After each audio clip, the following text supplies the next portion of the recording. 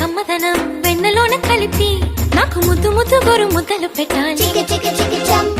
ప్రేమలోన ఉన్న తీయదనం ప్రేమతోటి తెలిపి చిన్న తప్పు చేసి నన్ను తీయక తిట్టాలి.